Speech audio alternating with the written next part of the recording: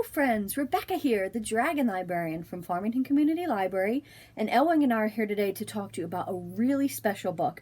We just recently read it, and we just loved it. We're still thinking about it. We want to talk about it to everybody we come across, so we figured that this would be a great opportunity to tell you about this book as well.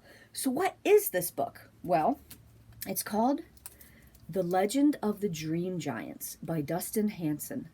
The Legend of the Dream Giants.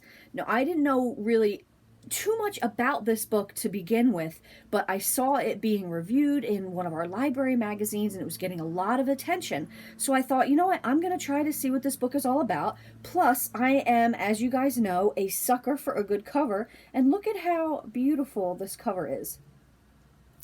And this book is not very long, and another thing I really like about it is it's beautifully illustrated. So it starts out 1,000 nights ago, just like a fairy tale. And it starts off with some beautiful illustrations to start to tell the story. So what is this story? So it's about a young giant whose name is Berg. Now, Berg doesn't really have any memory of his family. He's an orphan. He lives all by himself out in the woods, and every once in a while he sneaks into a local village to get some food, but he has to do so secretly because everybody is afraid of him, because they think he is what's called an unhold, which is a giant that is just basically eats people and is really mean and horrible person. But Berg isn't like that. And even though he is a giant, he's not an unhold. He's not like the other ones who are really mean. But nobody will give him a chance. That's really sad, right? So in his traveling, he comes across this really huge, crazy big city made of iron. And he actually befriends this young girl whose name is Anya. And he befriends her because she seems to also know the same story. See, he keeps having this dream about this white bear. This bear with this sand that's magical, which is basically what these illustrations are. So this is kind of like a story within a story, too. So as we're reading about Berg, you're also seeing all these illustrations throughout the story about the bear and the magical sand and the different stories with that. So Anya seems to know the same story, and they have this connection through the story that he keeps dreaming about. So he thinks, wow, this is going to be a girl who's going to be my friend. I'm finally going to be able to make a friend. Well, somebody else seems to want to befriend him in this city, and that is the mayor. And he wants Berg to protect the city from other giants, from these unholds.